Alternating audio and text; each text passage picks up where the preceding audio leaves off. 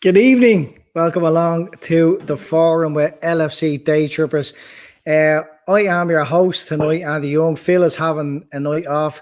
So, of course, I am the host. So, when you're the host, you have to say, of course, all the time. And that's what I learned from Phil. So, of course, on this side, I have Phil Casey. Phil, how are you feeling tonight? Rapid. You're on the 0.0000% Carlsberg, see. Lashing the 0.00000% Carlsberg because I'm going to go out driving afterwards. No. Right. And it'll feel like you're drinking and driving, but you're actually not breaking any laws. I'm going to bring the cans with me. I'm going to bring a bag of cans on the seats and hopefully I get stopped by Joe. Yeah. Well, it doesn't matter because we were supposed to have Joe tonight and he would have arrested you. He's back. Look. No, he's not back properly. He is back. Okay, right. We'll try him. He's a spinning circle on the screen. Can you hear me properly? No.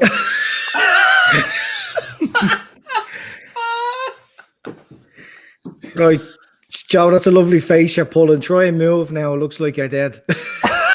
I'm on the toilet pose. Joining me, of course, a regular on the forum now, of course, is Pete. How are you doing tonight, Pete?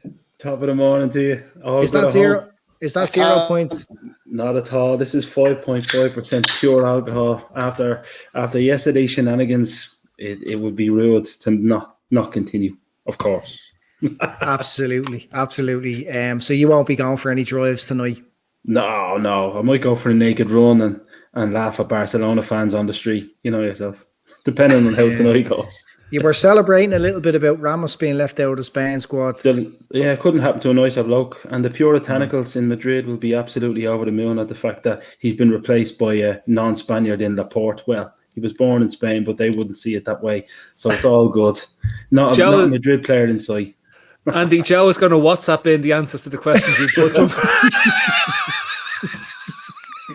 Could we ring the Joe? I can't hear what you're saying, you cunts. He's playing Snake on a 62 Kenoi. Don't drop the C-bomb. It's not approved of. Joe, you're not allowed to say that word. Let's try bring Joe in. Joe, are you receiving us? I'm on the Joel dial up here. It's a really, really good connection. I was looking forward to the night because it's the first time we brought Joe and Pete together. This is the big one. This is Fraser, Muhammad Ali, if they ever fought that. This is the big one. So hopefully Joe's connection settles down and we can get talking and get your two heads together, start a bit of a rumble. Yeah, nice one, Joe. That's a real good connection.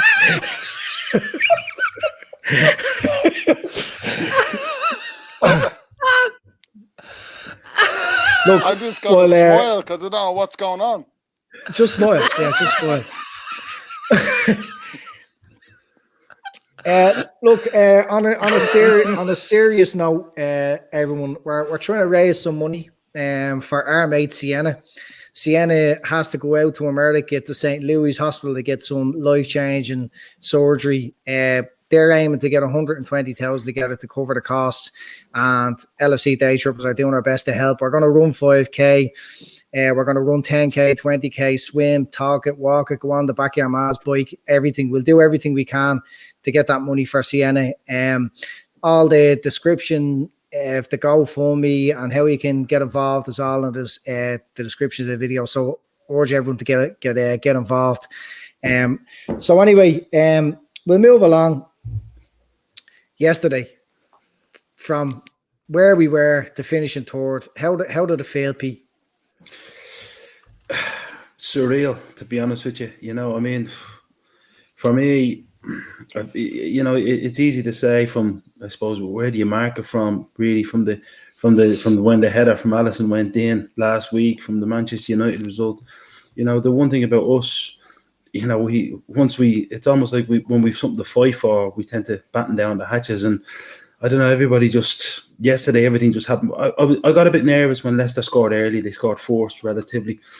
And you're kind of thinking, do the lads know? But to be honest with you, you know, after Crystal Palace missed a few early chances, I think Townsend fluffed his lines a couple of times. You just thought to yourself, it might be a little bit straightforward. Our finishing is probably left a lot to be desired. We probably could have 4 or 5, but it was nice to have that feeling, the final day of the season of something to play for, but was nervous as, to be honest.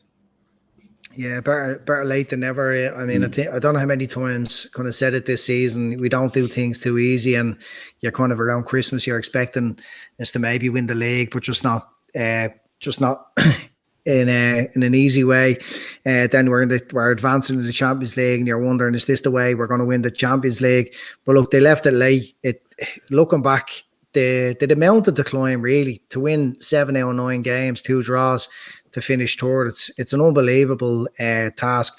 Phil, how do you think that compares with other achievements under Klopp for all the adversity that we faced this season? Is this just a random chat, or this is just a little random chat before we move into your lovely topic? That's all right, because I was getting confused there. I said, is this my topic, or how are we doing it? Where's it rank as an achievement? If you'd asked me at Christmas time, would finishing third rank as an achievement for Klopp, I'd say only if you wanted to get sacked, right?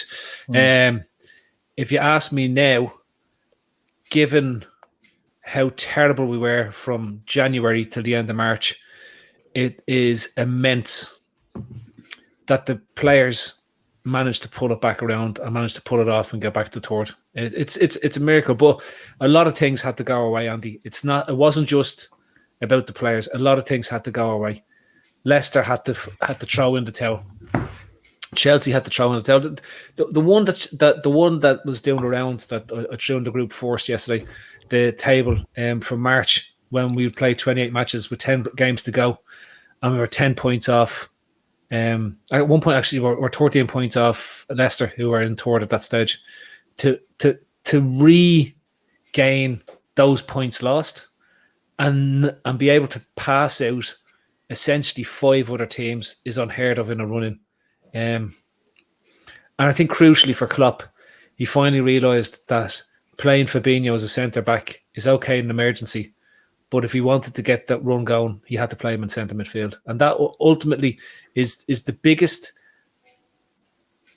compliment to him as a manager, and also the biggest compliment to the players that once they got some semblance of their proper shape back on that on the pitch, they were able to do what they were doing up until the first international break, or the November international break in 2020.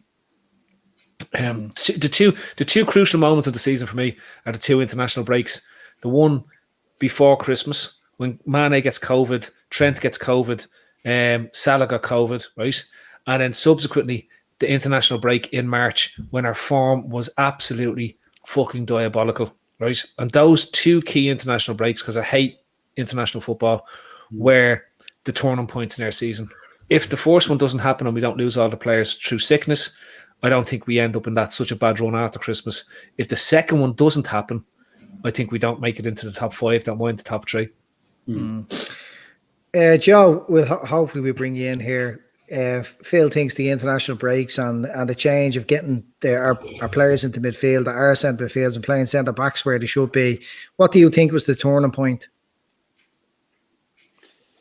Before I start, can you hear me okay? Because can you rub your belly, or can you tap your head and rub your belly at the same time? He's considering it. Go on, we can hear you fine. Go ahead, from Luxembourg. Grant. So you were saying what was the change in the season? What do you think was what was the turning point? I'd say probably playing players in the proper position. Few players came form. Thiago. I think we got a bit of luck to turn it around. At one stage, I felt like the players had given up. After the 6th home league defeat, I think didn't seem to be trying, whatever, but just 1 or 2 things, a bit of luck in games, and then they sort of all came together again. So I think it was as much down to luck as sort of anything else. So Klopp is lucky. That's what you're saying. Got lucky this season, yeah. take a lucky No, manager over an unlucky manager every single day of the week, Andy. Like that's fair enough. Maybe Rafa was an unlucky manager. Yeah. Right. So Phil, we'll kind of get on to your topic. Would you take a season like this every year where you've something to play for on the last day, whether that's top 4 qualification, winning the league, whatever, finishing ahead of the Manx? What would you like? You prefer? You'd like to see things wrapped up on the last day as opposed to 3 or 4 games out. See, again, this is the idea. You know the way you just said they're finishing above the Manx or something like that. That I don't care. I don't care about that things. Well, there was something to play for yesterday, right? Going into the last day of the season with something to play for. I prefer us, if we're going to win the league, I've no issue with us. If we're going to win a trophy, I've no issue with us winning the trophy 3 or 4 or 5 weeks beforehand, because you're going to be handed a trophy on the last day of the season, and there's a purpose to the last day of the season, right? If you're not going to win a trophy, nobody's going to tell me, no, or change my mind, that being a United fan yesterday was absolutely fucking diabolical, right? You had to watch City lift the trophy, and then Liverpool, in their worst season ever, end up finishing just 5 points behind them, despite not winning the game from January till April. Right? Do you know that way? Yeah. Yeah, we go into you're a Leicester fan, you're a Chelsea fan, and you're a Liverpool fan. It's the first time in such a long time 2 places in the top 4 were up for grabs on the last day of the season, and there's just something to play. There's more excitement to it, even down to Tottenham and West Ham. West Ham have a go for there's so many places up for grabs in that league, because the middle part of that table, I was only reading today, from 11th up to I think it's 7th, had a record number of points totals for each of those positions in the table, right? So we've never had a table that sort of contracted and congested in that space. So there was nearly something to play for from 11th right the way up to 3rd. This is the matter. And that to me, that's how a season should end. Because there's, you know, the way they put all the matches on at the same time, there's a reason to put all those matches on at the same time. Normally, we're only talking about one team that's going to get relegated and maybe who's going to get top 4 between 4th and 5th. But yesterday, there was all to play for everywhere. Like, Spurs are trying to get out of the Europa Conference and get into the Europa League. Leicester trying to stay in the Champions League. Chelsea trying to get into it to make sure they don't have to win the Champions League to get in. Liverpool are trying to get back, stay in the top 4 to make sure they don't miss out on the Champions League. There's just so much going on. Arsenal trying to finish above Spurs. And I still can't figure that out. Arsenal didn't win a game since October, and yet they're still like only a couple of points off Spurs. It's just, to me, I just felt the idea that there's something to play for on the last day of the season makes it a much more watchable spectacle than if it's just run of the mill. Yeah, we finished 4th. Yeah, we finished 3rd. That's great. Didn't we do great? It's, I swear to, that's what football's about. I prefer to watch those games. There's a reason why all those games are going at the same time, and that's the reason, because there's something to play for. When you have all these teams already done and everything's decided, who cares whether they're on at the same time? Because it doesn't make a blind bit of difference. You may as well stagger the matches and just have the champions then play the last match and you see the trophy being lifted. But yesterday, sorry, people. No, it's not saying a word. I was just thinking, do you not miss then, Phil?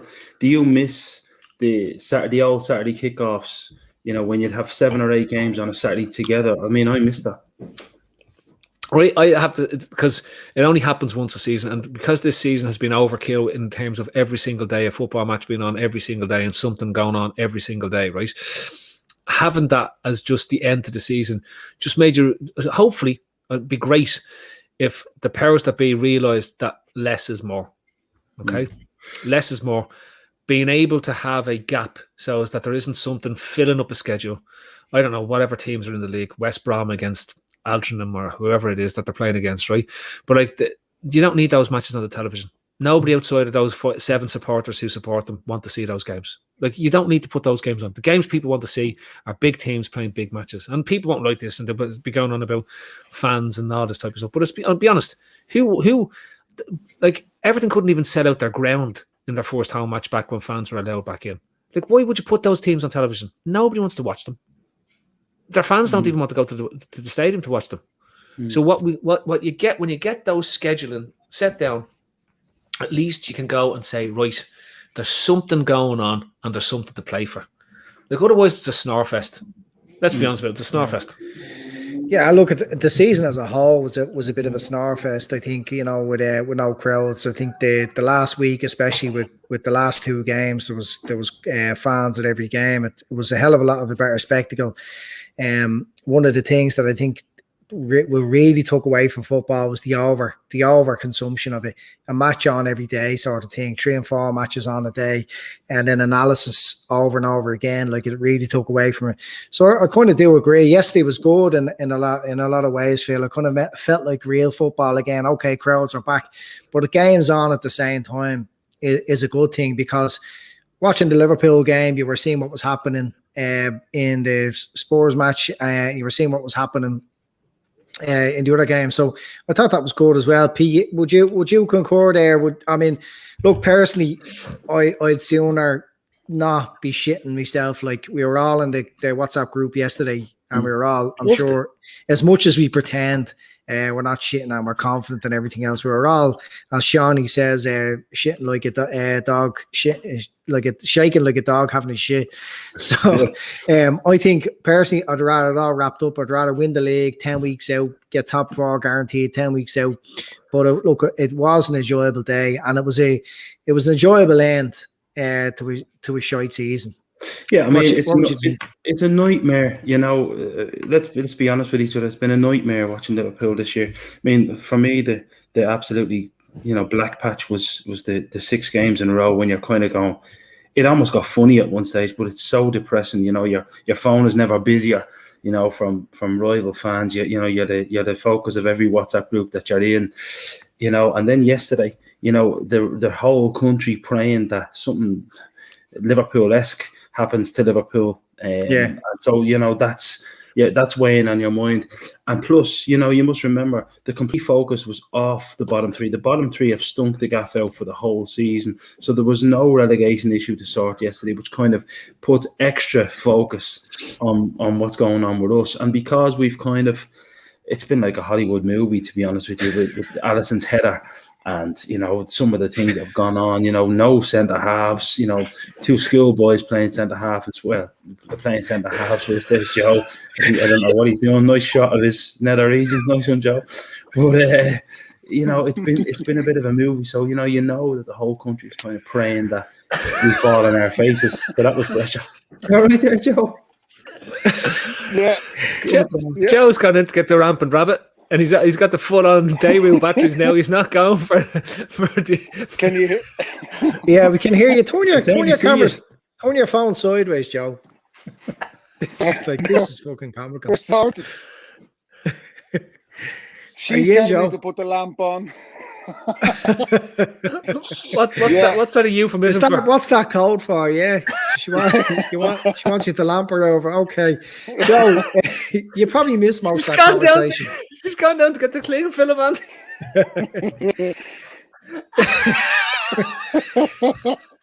Joe, on, you probably missed most of that. Yeah, this is a very, very serious podcast. I would urge us all to be serious now.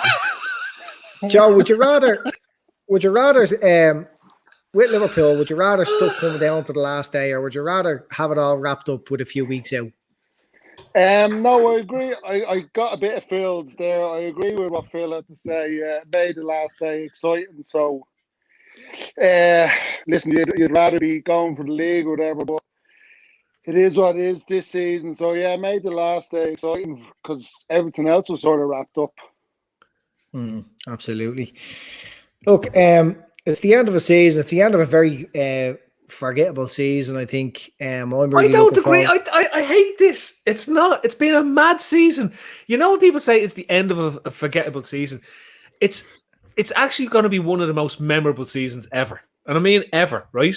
There's so many things that are going to be, despite what people think.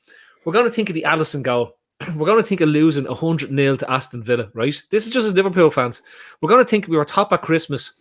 We were 8th in March and we were 3rd at the end of the season. It's going to feel like one of the maddest seasons ever. We're going to think about all the mad shit that went on. Terrible refereeing. The blaming technology on the fact that fellas can't figure out the rules themselves. It's insane this season. And for that reason... it's going to be remembered. Unlike the season we won the league, because we wrapped things up in the February, people just remember that's the season Liverpool won the league. Nobody knows what happened in the rest of that season. Can you tell me anything that happened last season, bar Liverpool win? I don't even know who got relegated. I don't know who was promoted. Nothing. Well, that's all that's important to me, and I think, like, as a Liverpool fan, it's a very, very forgettable season. A defence of a title like it went for us, and the injuries we had, and what's happened to Klopp and Alisson and everything else. Like, it's a season you want to just put behind you and look forward to better times. I think. I don't particularly give a shit how exciting it was in other games with no fans. There was nothing really drawing me to watch the games. I can't wait for it. For next season now with fans back in the grounds. So before then, we're going into the summer. And Joe, you think Klopp has to be ruthless this summer? Tell us why. Well, I just think the last I said it before, the last 4 transfer windows, there hasn't been enough signings that are going to compete for the first 11, and I just think this is the summer now where he's made mistakes. He's a lot of players there that just are either not good enough or they're on the treatment table every second week. So I just think there's a lot of dead wood needs to be shipped out, and he needs to improve. The front three is getting on. Midfield aren't that young either. I just think there's a lot of positions there we need to strengthen, and I hope his loyalty doesn't come back to haunt him again, because he seems reluctant to get rid of fellas when they're 29, 30. I think it's time to move them on. So who do you think is not going to be sold? Who's not going that you think should be going? Firmino is the first one. That I think he needs to be well. He needs to be shipped. I don't know who'd be interested or what type of money you'd get from him, but he's just not good enough to start for us anymore. And I don't, as an impact player, I don't think he offers much. Then centre half, Matip and Gomez are two that you can't rely on them. So I don't know, persevering with them for another season when they'll give you 10 games between them is not good enough. Yeah, and another one, Genie. I know. Listen, Wijnaldum, everyone, he'll go down as a legend. He has been great, but his legs are gone. He's 30 years of age. This thing about he should have given him whatever money he wanted. I don't agree with that at all. I thought a lot of games this season he was pedestrian and he slowed down. And good riddance, really. He served his time. He's done well, but no, he wouldn't. 250 grand and all he figures quoted for him. I wouldn't pay anything like that. At the age of 30, there he's done it. He's done his time. I think I'm happy enough to see him go. Yeah, Pete. John O'Dea is saying the ruthlessness has already kicked in with Gini gone. I don't necessarily agree that that's a Klopp decision. Klopp seems like he would like to say. So who's being ruthless there? Because it does seem like there's a desire from Gini to stay with himself and with Klopp. The players look like they're going to miss him a lot. So who's being ruthless? Like, what's the decision making process going on here? We play Moneyball, and it's about not investing in something that you don't see as a long term with any long term return. It seems to be just a pure business. I mean, you get the benefits of that, obviously, at the sunshine end. But then, I mean, I completely disagree with Joe. 30 years of age. This is 2021. Well, this is not 1992 when 30 was, modern sports science dictates. Gini Wijnaldum has probably covered more ground than anybody in a red jersey this season, and he's played more games. So, I mean, I don't know what the basis of what Joe's saying there is. I think it's a pure, we're not going to go over the odds. We're not going to meet his agent, and I understand from Gini's perspective as well, this is his last opportunity for a big contract. So why should he compromise? He's got a family. I mean, I know a lot of people say how much is enough, but at the end of the day, footballers pay tax. I'm not going to even get into that conversation, but he's entitled to get the best that he can get. But on a football, from a football perspective, to be honest with you, I'm a little bit worried about replacing him. I think Gini Wijnaldum has been I mean, Klopp made a couple of statements over the last 2 days, and I think he meant them, talking about heart and soul and building a team. This is a message to the owners. I'm building what we're trying to do on what we've done on guys like this. I'm kind of concerned. I mean, somebody made a point to me yesterday on Twitter that he did, and this is a guy that played football, didn't remember when, if many times Gini Wijnaldum gives the ball away, came to us as a winger, as an attacking player, became a fulcrum, became all energy. This is a big, big loss for Liverpool, and you won't feel it until we're really trying to replace him. And that energy is, to be honest with you, Andy, yeah, it's a business decision, but I think it's a very, very poor footballing decision. This is turning into, I know that it's not really what the topic is about. It's turning into a Gini Wijnaldum discussion, but why not? Let's do it. Phil. Well, it's ruthless. It's Joe's topic. It's ruthless, and Joe's right. I mean, what's happening, do you think, in the background? Do you think that Klopp is trying to talk Gini into staying with whatever is on the table? And Gini's like saying, "Oh, I'm worth more than that," and it's kind of about his value in his head. As Pete, like, he's well entitled to do so. At the end of the day, it's his career. So like, who's making this decision? Do you think, Phil? I think somebody's just attacked Joe.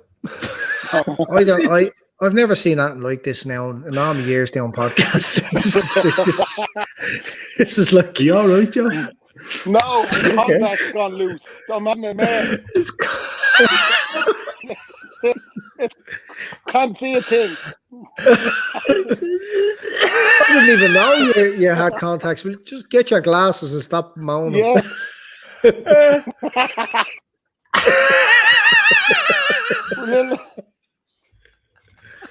I've only seen lads.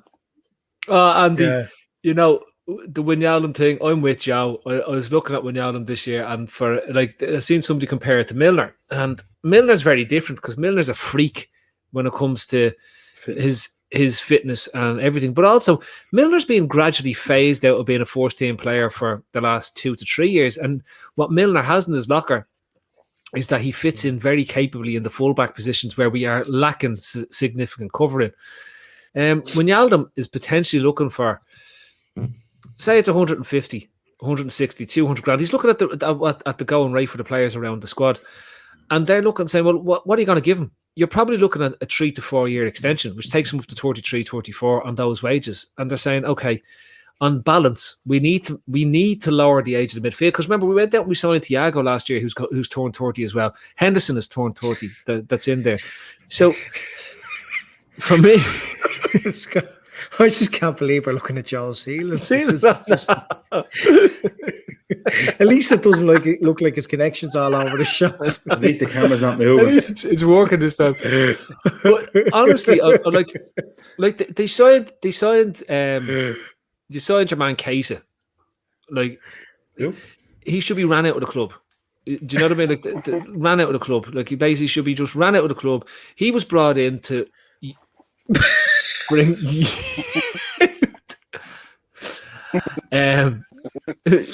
brought in to bring youth and to freshen up the midfield, and he's offered nothing except for when he's available, which is every day that finishes without a Y in the letter of it, right? So in reality, though, it's time to move on. It's time for the club to refresh. And I said this a couple of weeks ago, even when it didn't look like, I said we needed to.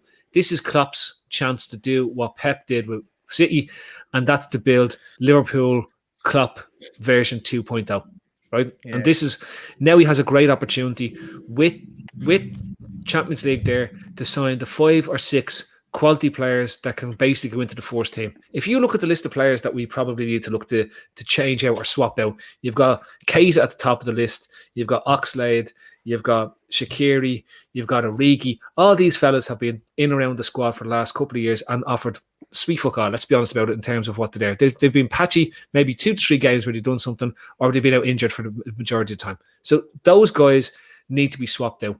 And with Gini turning 30, and you're looking at, as I said, you've got Henderson who's in his 30s now, you've got Thiago who's in his 30s. The only midfielder we have that's not in his 30s that we regard as a first choice midfielder is Fabinho. If you can't see that we need to freshen that part of the team up, then the issue will be in 6 months' time, in 10 months' time, all the fans who are saying Gini has to stay, we love Gini, Gini's great, will be the very ones saying he's very slow. He doesn't do much. He doesn't score goals. He doesn't do this. And the screw turns very quickly. The worm turns very quickly with fans when things aren't happening immediately on the pitch that you expect to see. So from a bigger picture perspective, I love what Wijnaldum did for us. And it's great to see him go. But seeing him go up here, not at the Lucas level of running and porridge. Yeah. Right? He was a shit player. Yeah.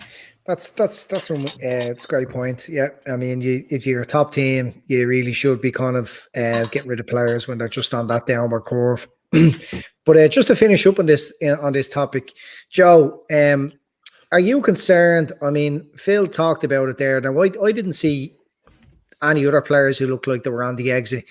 Klopp has always said he doesn't like letting too many players go all at once because it means bringing in too many players and trying to integrate too many players into it. And you know how long it takes a player to kind of come into the team.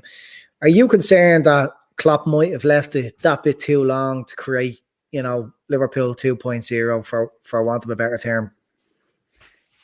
No, I still think there's opportunity there, but I think it's just being very slow to change it. The front three, they're all pushing through. Well, Salah's 28, the other two are almost 30, and you can see it in Mane's performance and Firmino's.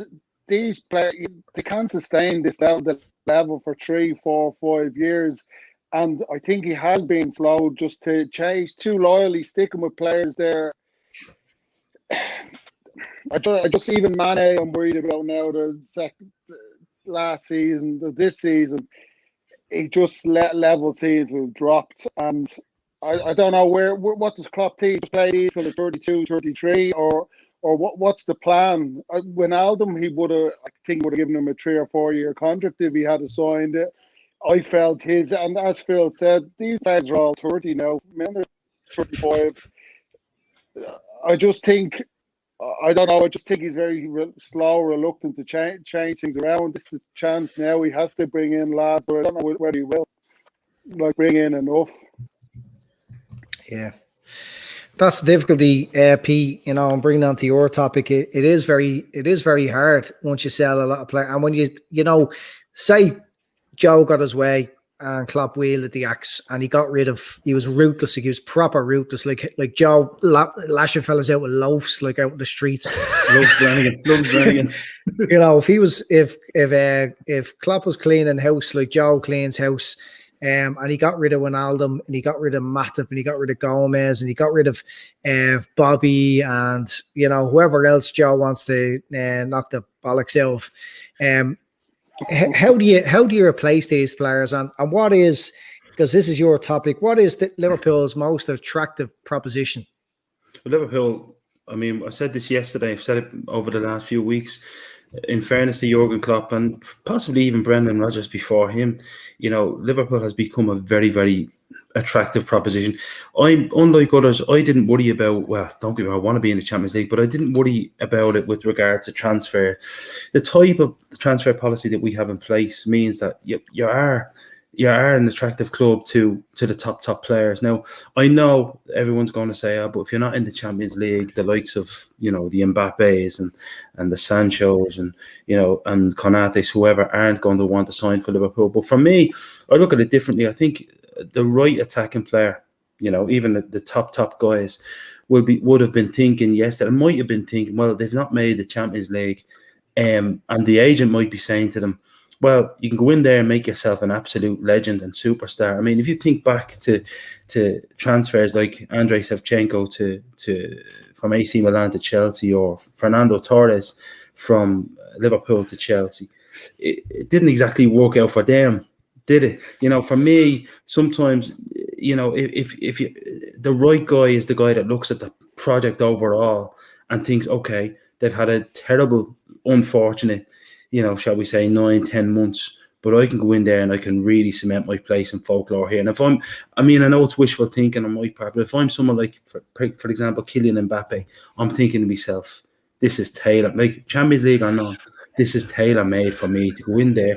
As Joe was saying, Mane is not really doing it. Maybe Salah has got one eye on the door. We don't know, although I hope that doesn't happen. But regardless of who comes or who goes, say Firmino goes, for example, someone like that is thinking to themselves, I can go in there and make myself an absolute legend. Now, in saying that, it wouldn't fit our business model to go out and splash, the guts of 150 or 120 as his price is million quid on one player. But a top draw player for me, Liverpool, Champions League or not, are very, very attractive. So, Phil, it was said for a while that Liverpool was a good stepping stone for players to come in. Has that changed? Depends on how you define stepping stone. How I define stepping stone. So, like, we were picking upcoming talents, like not the finished article. We were making the finished article, and they knew if they came to Liverpool that was their way to get a move to Barca or Real. And I mean, I think we are probably quite content with that, because it was a way of bringing in players, getting the best out of them. And then look, if they went to Barca or they went to Real, you kind of couldn't blame them, because that was it. But now, with the exception of this season, with the rise of Liverpool, like up last year, winning the league, the Champions League beforehand, maybe Liverpool is the finishing place. That's the question. Is it a stepping stone now, or is it the place that all players across the globe now want to be? We're one of those clubs that's a tier below the money clubs, right? So we're not a PSG, we're not a City, we're probably not a Barcelona and a Real, because they get some magical deals that clears off their debts, as they always do, right?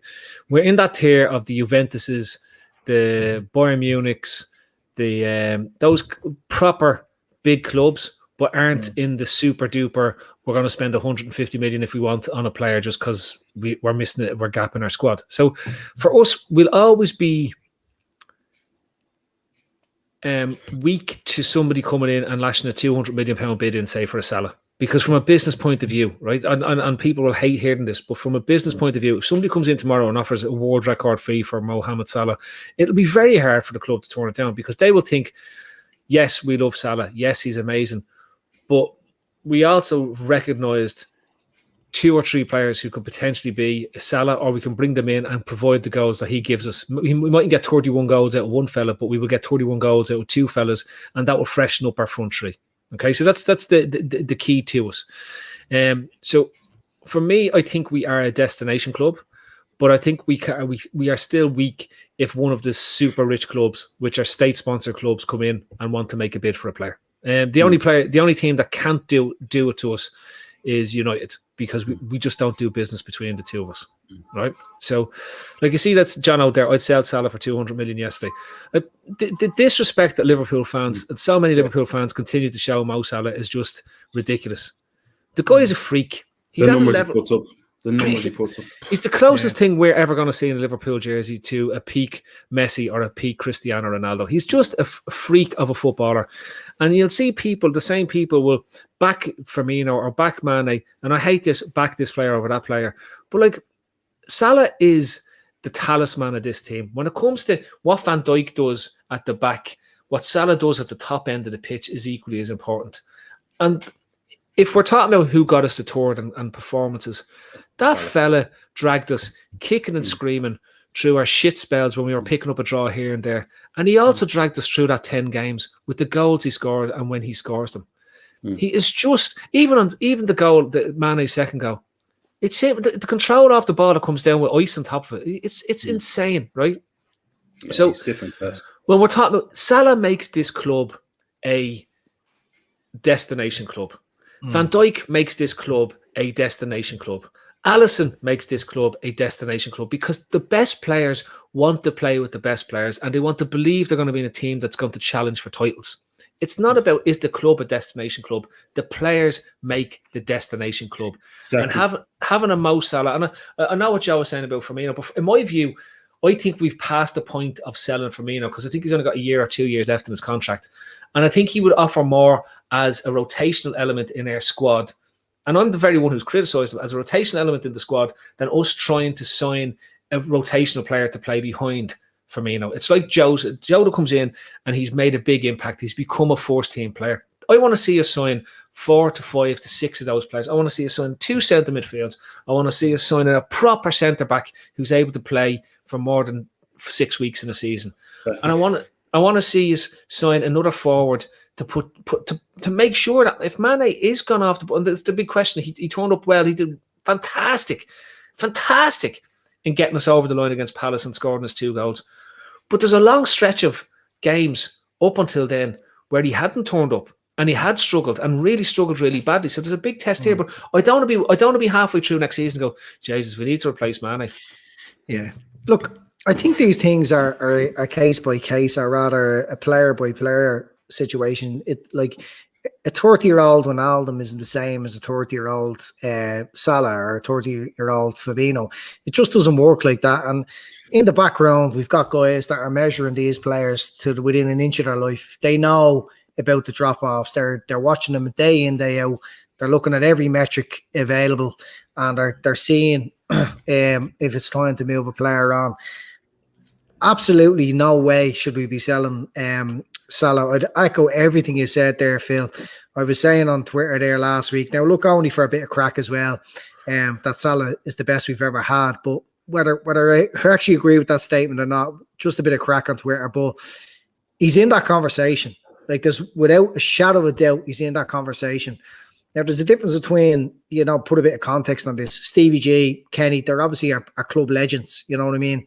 There's no comparison there. What they gave to the club, how long they were at the club, what they won at the club, the performances they put in for so many years. But just taking ability alone, I mean, I don't think I've been blown away as much by another player as I have been, say, Suarez.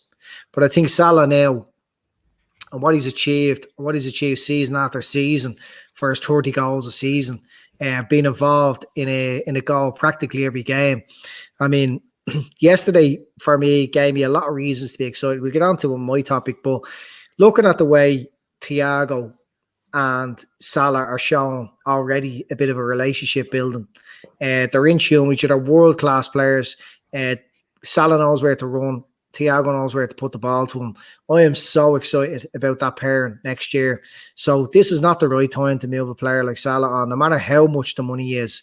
The club, I know they're all about value. I know they like to go there. And if you can find 90% of a player for 25% of the fee, that's what they'll do. But in this case, Salah, like Aguero with City, he should stay there till practically the end of his career. Well, he's finished, yeah. Well, he's finished. Yeah. But you talk about big players, and a big player today came out and got people very excited about wanting to go to a team or a club with a structure in place, with a project. I mean, there's probably no more exciting project in world football than Klopp's Liverpool. Do you see any possibility? Now, Pete's been saying the proposition of Liverpool, Joe. Is there any chance that Liverpool sign Kylian Mbappe? No, I don't think so. But I hope I'm wrong. Rarely am wrong, but he's someone that he keeps getting linked. There seems to be a lot. This sometimes when you see these links over a long period of time, there's something to it. There's a chance there. I know Pete said Champions League wasn't essential for certain players. I think with him it was. Do we have the budget for it? No, I don't think so. But well, hang on a second, Joe. Hang on a second. Let's talk about budget here for a second.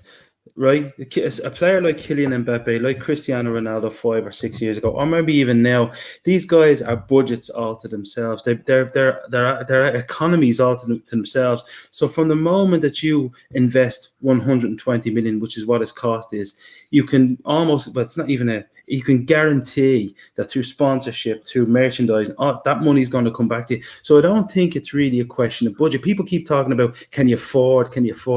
It's not about affordability. This is not a gamble. This is a global superstar. This is a young kid that is guaranteed money. Like the basketball draft that Phil always talks about. You just know that you're going to sign this maverick kid that's just going to jump 20 feet in the air and hang time of 8 seconds, whatever.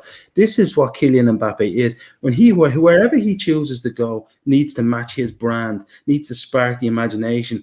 And he's talking about project. Real Madrid's not a project. Barcelona's not a project. These places aren't projects. When you talk about projects, you're talking about places like Liverpool, really. Okay, you could argue Manchester City, Paris, which is where he is. But for me, he's making the right noises. I don't know, but forget about affordability. Any club could sign as long as they get the right loan from the right bank. Because all they're saying to the bank is, by the way, give me the 200 million that it costs to sign and pay his wages. I guarantee that 200 million will be 600 million within 3 years, and you'll have it back. So let's not talk about affordability. Yeah, I But, mean, you know, that's you take FSG. You often get Liverpool being referred to as a franchise for coming from where they're coming from. But as Pete says, like Mbappe is a franchise in himself. They would recognise that, and look, I don't personally believe he'll sign, but just it's not as unrealistic as some would make out. Owners like FSG can make this shit happen because of their relationships in business, because of how shrewd they are with money. And I think if it's at all possible, if it was possible financially, he would absolutely go to Liverpool. I definitely think so.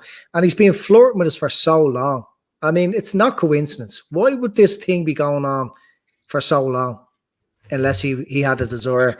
So I'll just throw that comment. Actually, before I continue, same there. Thanks for the super chats. Don't worry about phones. I'll start to go for me.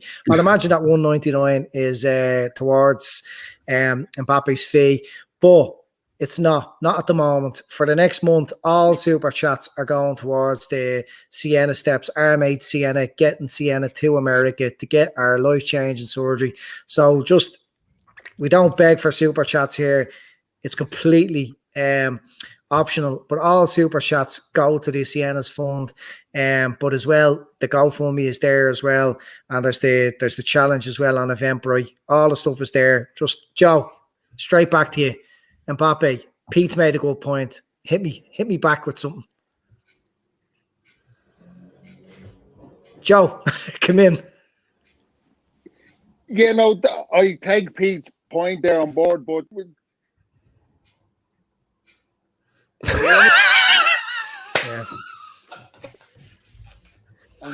Yeah. You're nearly there. Can we start to go for me for Joe's internet? Look, he's there. Yeah. NTL. Joe, do you need some batteries? Can you hear me? Yeah. Oh no. No, we got you, Joe. We can hear you if you can hear us. Well, Joe was trying to sort his shit out. Phil, the same question to you. What was the question? Joe was arguing. It's not going to happen. Pete is telling him that it can happen. Financially, it can happen. Can it happen financially? Can Liverpool bring in a player like tradition? You know, we've been bringing in players and making them superstars. My point about is Liverpool a stepping stone or is it now a destination? Because Liverpool are a destination now, does our targets change? Is it possible we go after a big player? There's no bigger player in the world than Mbappe. Is it possible financially? Yeah,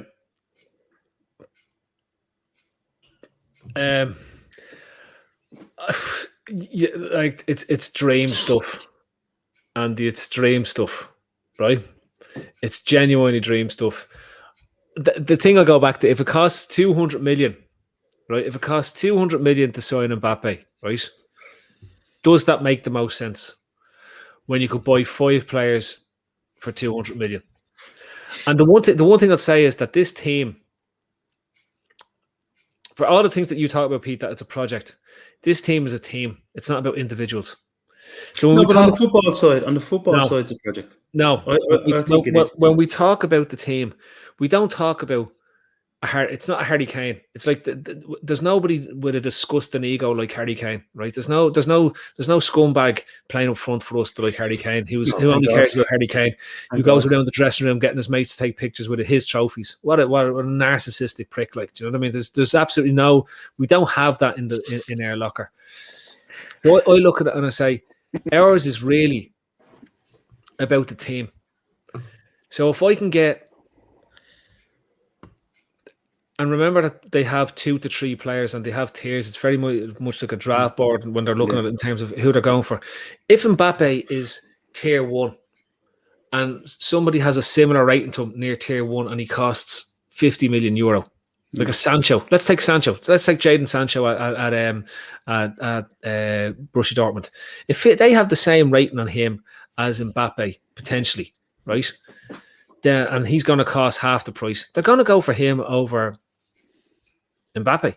Purely because from their point of view, they're going to get the same productivity and to allow them to do the same results for half the cost. Will they get the same commercial return, Phil? Do you believe they'll get the same commercial return? Players in Liverpool, but sorry, Andy. Players in the Liverpool context will change very little because the jerseys themselves are selling. They have record sales for Nike because they switched to Nike. The new jersey is arguably the best looking jersey I've seen on the pitch since the last New Balance jersey. Right? It looks great on the pitch. That in itself would sell jerseys. Yeah. Salah is going to sell jerseys. Van Dijk is going to sell jerseys. So bringing another superstar into the mix is not going to change. I believe that Kylian Mbappe has Pele-like abilities. This guy could be insane. You're insane. Yeah, maybe, but this guy could be like Michael Jordan for us. No. Honestly, he is that level. There's nobody on the. We'll let you back and fight. Who on the planet? Hang on a second. Who on the planet is better? No, hang on a second. I want to get Joe back in, right? Joe, Pete is saying that Mbappe pays for himself basically with the money that he generates. Phil is saying that Liverpool will be more about bringing in 5 players for that cost. But those 5 players, you won't get the return of, Pete's point about it paying for itself. Well, those 5 players won't pay for themselves. Like Pete's on a different, bringing in Mbappe's on a different planet in terms of the money that he generates. Do you think that is a possibility? Yeah, I agree with Pete on that, but I just don't think the club and the model will agree with me and Pete on that. I just don't think they're gonna. And Pete's saying it's risk free. It probably is, but I still think that are they gonna spend that amount of money on one player when we were arguing over 2 million for a player only 3 or 4 months ago? Or centre half issue. I just can't see him spending that. I hope I'm wrong, and I hope they sign him because I agree with Pete. I think he's the best there is there, and he will be for the next 10 years maybe. But I just don't see the club and the model spending that money. Do you remember, Joe, when Gareth Bale was sold by Tottenham Hotspur, and they went out immediately and signed, I think, 7 players. Every one of those 7 players, I think, except Eric Lamela, has left the club and was an absolute failure. I think there's this obsession with let's see how much we can get quantity-wise, for our money. I don't understand that. If you think that you've been missing what Liverpool's been doing for the last 5 years, no.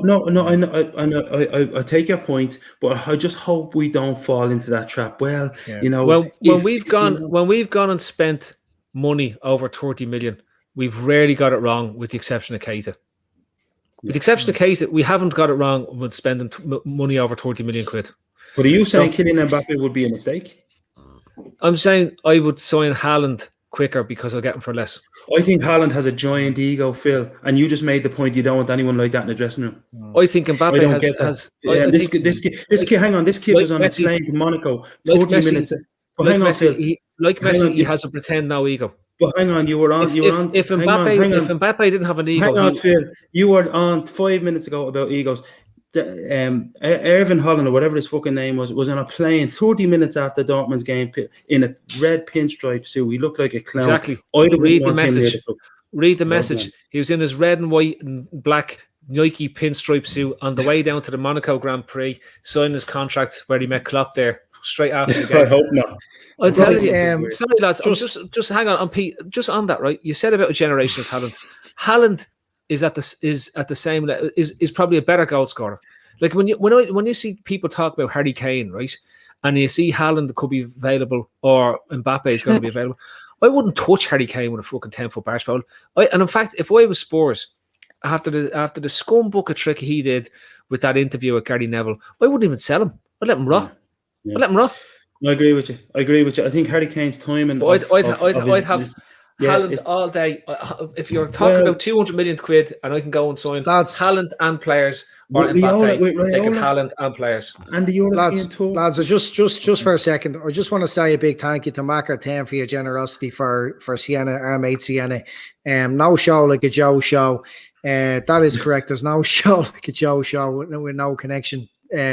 So thanks for the super chat. And then Kieran comes in with £5 for Sienna. Kylian Mbappe will be the first 1 billion franchise in football. Cost about 3 million over 5 years.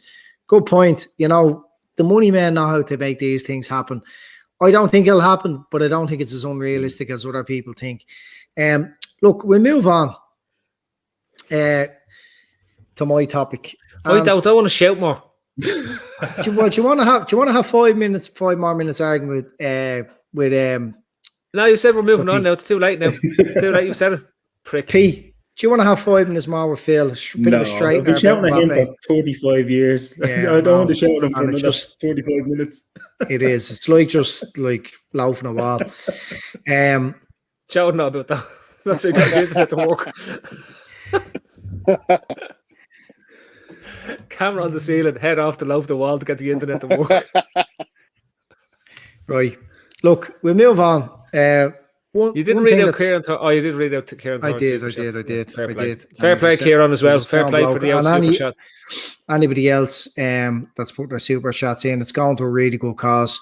Look, we'll move on. One of the things, apart from the fans being back, because I think it's the biggest loss to Liverpool, even, you know, taking into account Van Dijk and Gomez and Matip, but it's the crowds. I mean, it's been such a loss. I predicted, and as a lot of other people think, I think Liverpool have been affected more than anybody by the loss of the crowds. Some teams just seem to get on about their business. Some teams, I think, just they needed the crowd off their back. But Liverpool buzz off the crowd. It really is the 12th man. And, you know, I'm really, really looking forward to next season, the crowds being back, because one thing I noticed yesterday, which was very evident, and it was the togetherness that was back. And everything Klopp has done since he's come in, it's all been about the unit. And that goes from the fella sweeping the car park in Melwood, or in the academy, or the in Kirby now as it is, or the chicken ladies, or whoever, anyone who's part of the kit man. I mean, look at that yesterday, the scenes yesterday. He brought the kit man to his name escapes me now, Graham Carter, to the cop, did his fist pump. Graham Carter's never going to forget that moment for the rest of his life. I know it was only a cop that was a quarter full or whatever, but he's never going to forget that. And that's what Klopp thrives on. He thrives on this togetherness, bringing people. His leadership is all about everybody in a fight together. And I thought there was really good signs, even though Wijnaldum's leaving. Look how tight those players are. I mean, I haven't really seen a send off like that before. Stevie got a big send off, but I mean, he was like 20 years at the club more. But that was a really nice moment. I just thought, like, you could see signs of how happy the players were for Mane. You know, the players haven't been able to do anything together, really. They couldn't socialise together. They couldn't hang around and have a shower even and have a bit of crack. It was all just... Shower? What? In the shower? Yeah. Yeah. Are you saying you haven't had a bit of crack in the shower? But I know Grizz has. But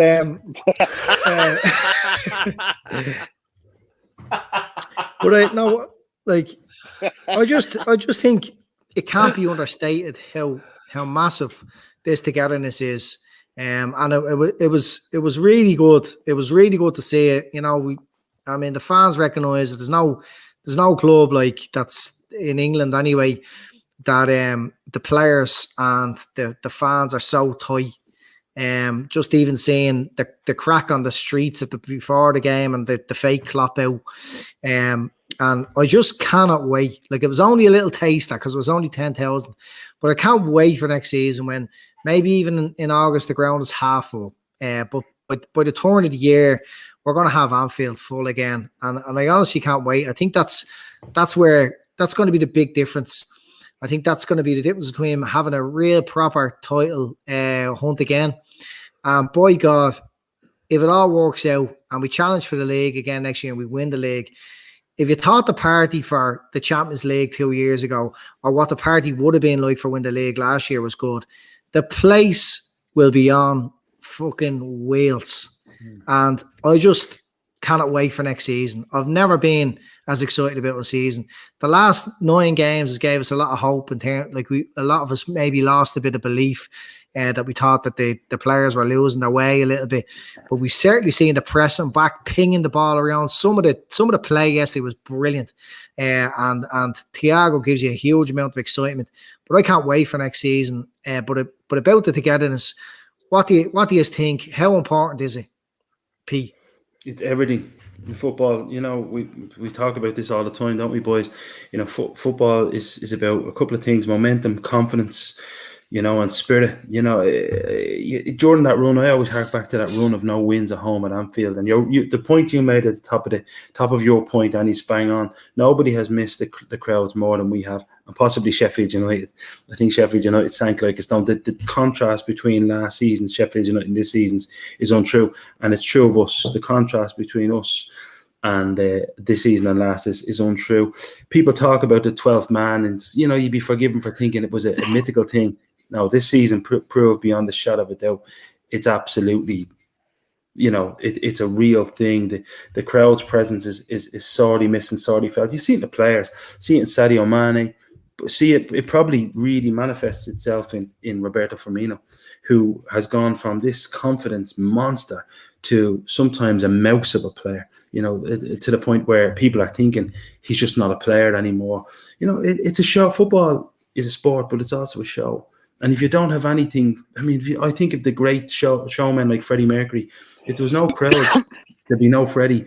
And, I think Liverpool have been like that this year. There's only so much you can do without that inspiration. The crowd is, I think you're right, Andy. Next season with a full Anfield, I wouldn't want to go and play against Liverpool. Definitely not. Yeah, with players like Van Dijk back as well. How...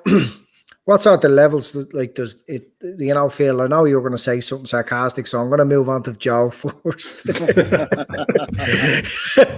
But Joe, what sort of percentage does the 12th man give Liverpool? How important is it? We kept that home record going for so long. I don't think that home record should have counted this year at all. I think they should have stopped counting. The empty grounds wasn't a home; it was a neutral ground. And I'm not only saying it because we lost 6 in a row or something, but what sort of percentage does it give us? What sort of an edge, and how important? What in the terms of points, even how much more does that crowd give Liverpool?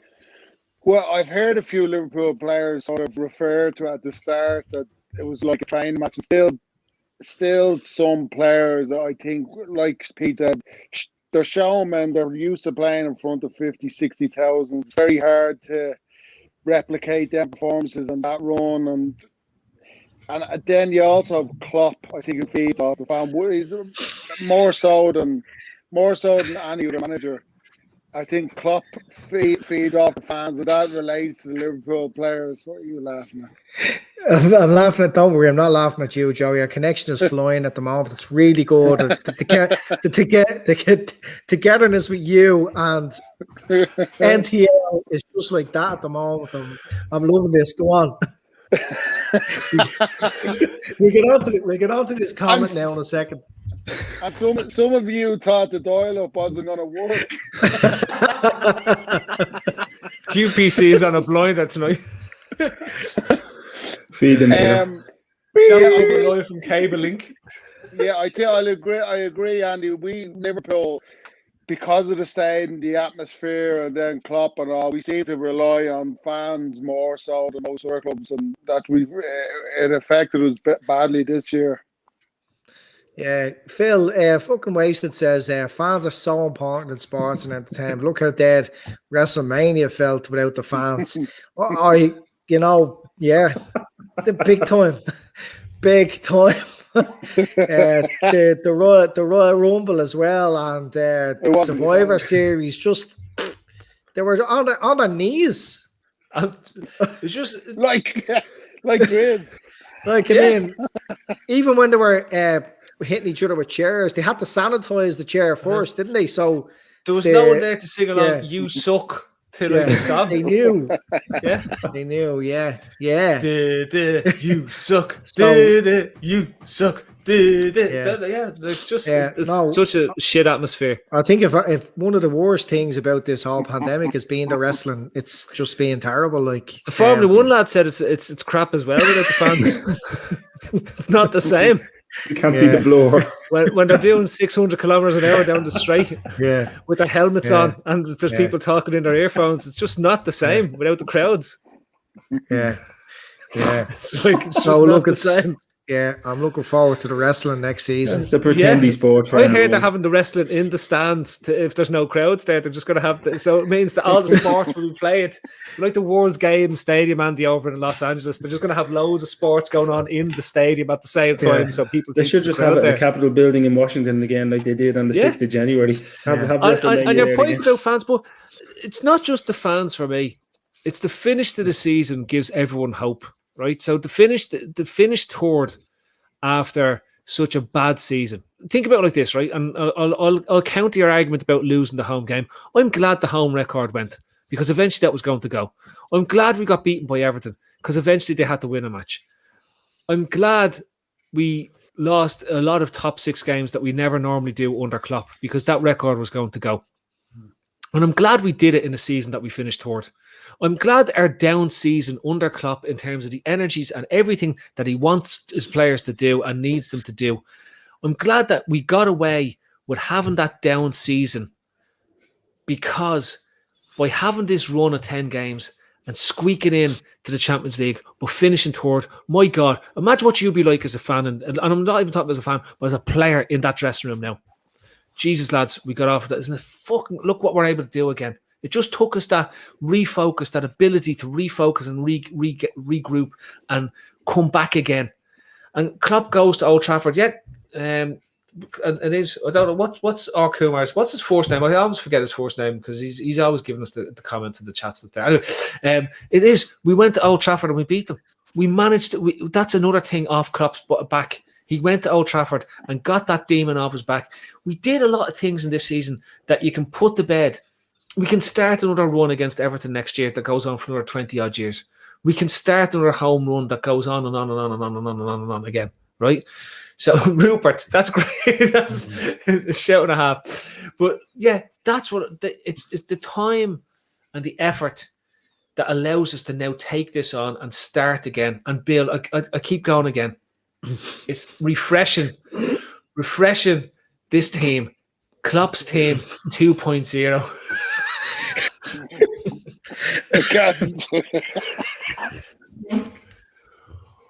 But you think about it, we are.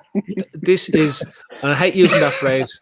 It's not France that are back, but Liverpool are back. But Andy, can I ask you a question, right? Because you've been hosting, you haven't got. Right, here's the thing, right? How much petulance do you think has been knocked out of the fans now? You know, the fans that became detached from football because their team wasn't winning. You know, those lads who came on and used to like talk about how it was VAR was ruining the game, how that they lost interest because decisions weren't going their way. How many, like Rancid Kilmark, that's shouting out. But like, you know, should you think that those fans should be banned from going to the ground or going to games anymore because of like this petulance that they have inside them? Banned for that attitude. Yeah, look, we all get very emotional. There was probably never a season at one stage where there was so much in-house fighting between fans, and I think that just goes to prove that we all were still emotionally attached. I mean, saying that we were detached from football, detached from Liverpool is a complete lie. Not a lie. You probably didn't realise you were lying. It was probably just you convince yourself to just as an escape from the season. I mean, I just wanted it to end.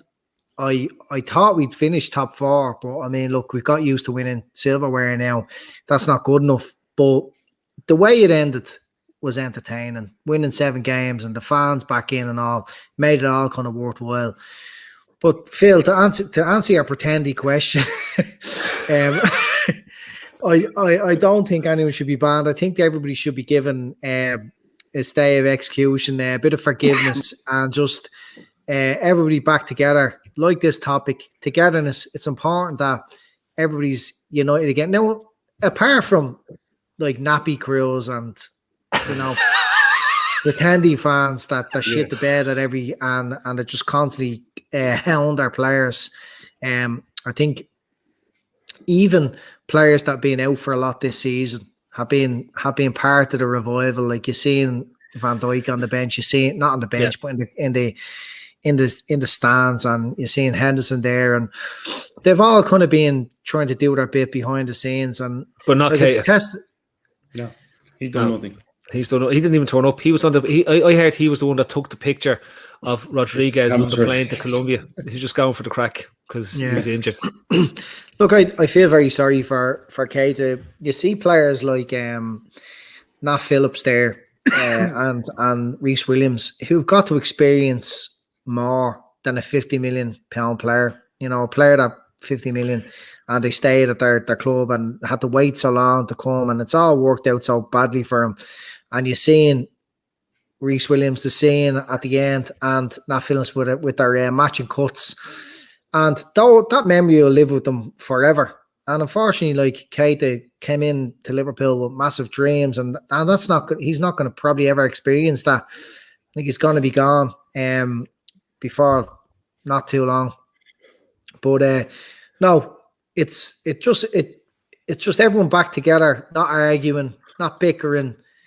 Forget all those pretendy fans, but I mean the real fans, the one that really suffered this year. You know what I mean?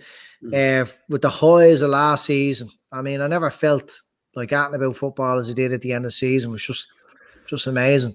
And then the most hurtful thing about the season, it wasn't VAR or no crowds. Like the punishing thing was the drop off.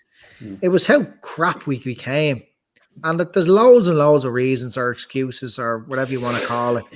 But with all that fixed, we've so much to look forward to next season. I really hope I'm right. So something I dropped into the group before we came on, and I think people need to take this into account when they're talking about the team. We are the only team in the last 10 years, except for Manchester City, that has qualified for the Champions League the year after they've won the league. That in itself shows you how badly teams have defended league titles outside of Manchester City over the last 10 years. Chelsea, both times, the time they won under Mourinho and the time they won under Conte, both of them missed out on the Champions League the following year. Leicester missed out on the Champions League the following year. So for us to pull it out of the bag and get back into the Champions League from the situation we're in is huge. Huge. Yeah. Huge. I think broken a cycle. In English football, it's a good point, Phil. In English football, you never, it's all about having this target on your back. It's why you look at the rest of the leagues, not so much. Certainly in England, if you do want, you get this big target. And Liverpool, with the injuries as well, big target, you're a big scalp for everyone. Everyone that plays against you, they're cup final, But Pete, again, and for me, the other part, Williams and Phillips. Williams has gotten some abuse since coming into that team. But people forget how good and how composed he looked when he played alongside Van Dijk at the start of the season.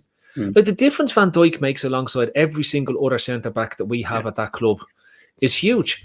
The difference that you had Matip and you had Gomez. If you had Matip and Gomez for the whole season, we end up with about 76, 77 points. I truly believe that. I think that's a fair piece to have. So for everything that's going on, Andy's togetherness, in as much as togetherness is as strong as our ability to see how we're going to win trophies the following season. And even when that game started at the start of the week with the crowds there was some murmurings of discontent when Crystal Palace went through for their third or fourth chance it was in the game, and we hadn't had one chance at that stage. Like, it just doesn't matter how things progress. If the fans truly believe and are truly there, we need to back the team in the ground, and the fans need to be prepared to say, okay, sometimes bad shit happens. Right? This is what I'm saying to you. By removing the emotion from football as a fan, you can stand back and see what's the likelihood of going on. And I truly could not see us. And I'd say that straight. I could not see how we could make Champions League in March. It took a lot of things for us to go our way. they did, and we had to take our opportunities, which is an indictment of that squad and those group of players and their desire to be in the Champions League this year. Their absolute desire to be in the Champions League this year. Yeah, Joe was saying that there was a bit of luck involved, but you know, I was at the time I was probably deluded to think that we were definitely going to do it because it was a tall order. I was thinking we'll get there because not everyone else isn't too good. You know what I mean? They're all going to drop points, but it still took us to win 7 out of 9 games, 2 draws. So, you know, Joe, you were saying about luck, but we found our way again, didn't we? Yeah, we did. I'm not saying it was all luck, but we got luck. We got late goals. We got players came back from injury at the right time, and then the likes of Thiago and all stepped up, and sort of the difference in Thiago the last 9 games before that, he was a different player. So we got a lot of things came together. I think once you got a few wins, and it was actually we started closing the gap, then the players started to believe. So yeah, there was a bit of luck, but there was a lot of other factors which you know made us get top 4. Right? I'm like you. I thought we were done in March, and I think most fans, if they're honest, thought the same. And that gap went to whatever 9 or 10 points, I think it was. But listen, you saw what we had to do to get there, and we did it. So it's a season where everyone wanted to end, but it turned out not too bad. David's in there with Joe and a bicep and golf and loads of money. Joe, did you back Mickelson to win the USPGA? I hate Mickelson. Yeah. Did you? I did, yeah. On what basis did you fancy Mickelson? He'd won it before, and I just felt he had a chance at that price. So you know me. Yeah, you were a betting man. 300 to 1. 300 to 1. Good Lord. 300 to 1. Yeah. Phil Mickelson was 300 to 1. He was. Couldn't be. No Check way. it. No way. Check it. He was. Yeah. Yeah, I don't know whether he actually went to 1,000 to 1 on Betfair after the first 3 holes. Jesus. I don't know whether we've any golf fans in the chats, but it was some spectacle. That's some golf course, you know. That's a real golf course. My God, it made some of the players look like amateurs. But Mickelson, out driving the big hitters. It was brilliant. It was brilliant to watch. It was the best end to golf there in a while. Anyway, look, I think we'll wrap it up ourselves there. It's been a good show. Joe, you got your connection there in the end. It's good to have you. I'm glad Pete and Joe didn't fight too much. But look, no. We'll get you now. Nat Phillips is the future. Yeah. Sweet Jesus. Future Swansea captain.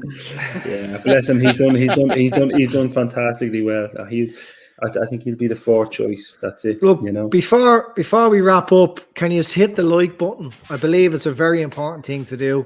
Share the video.